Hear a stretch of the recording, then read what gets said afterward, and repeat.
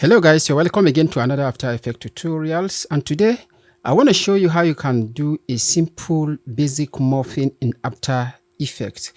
This tutorial is directed and meant for those who already understand how to use After Effects. So if you don't know that, look at the video on the card above to understand the interface and how to get started inside After Effects. So now I'm starting with a new composition. Feel free to use your own settings. Then I just added a simple ellipse shape right here and add a fill color and also a stroke color. All these are personal preferences. So let's get started. Now expand the shape layer, expand this property, then right click on this ellipse part, then convert to Bezier part. This is going to convert this to Bezier part so that you can edit the vertices or the points. We're going to transform this to our first shape. So let's move our time indicator to somewhere around 1 second. Then we're going to go to the part option right here, expand it, and then create a keyframe for this part. Then move your time indicator to 2 seconds forward in time, and we're going to transform this shape now to a new shape.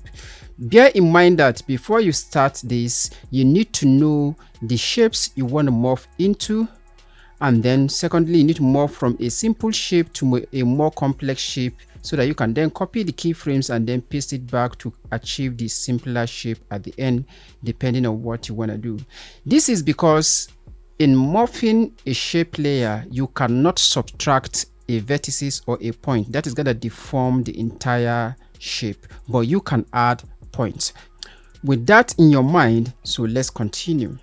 So select your pen tool, then hold down the option key or alt key on your window, just click, and that is going to transform these handles to a square shape like this. From here you can either rotate it or leave it like this. So let's move to our next second. Then we're going to select this keyframe, Ctrl C and Ctrl V to paste it right here. So we're going to go to the next second to make our new transformation. We can then select these vertices right here and move it.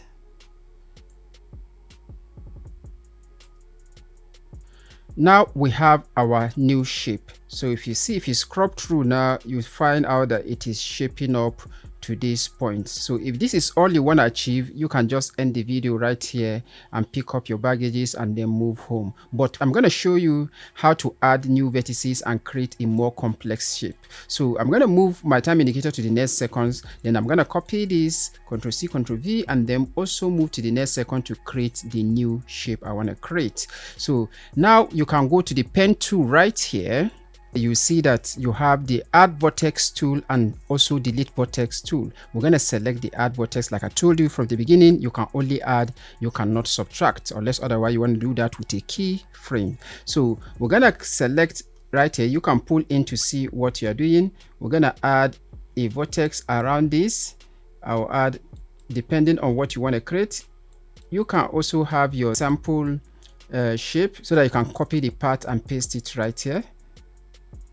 That will quickly transform everything the way you want it. Now we can then move these vertices around.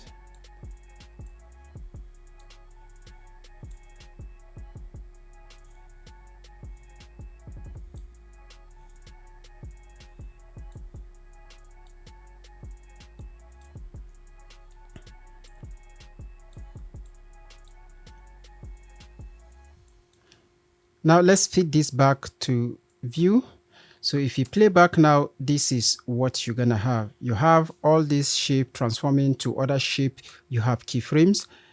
So like I told you from beginning, if you have your shape made already, you can just copy the part and paste it into the part of the shape layer. So we can then select all of this, but we want this to end with the cycle layer. So we can then move this to this point. Then copy this first keyframe like I told you from the beginning, Ctrl C, Ctrl V to paste it at this point. Then select all the keyframes, then go to keyframe assistance, then easy ease. So select all your keyframe. We want to speed this up. Make sure you hold down Alt key or Option key on your keyboard, then pull this in. We're going to also move this so that we have it happen faster.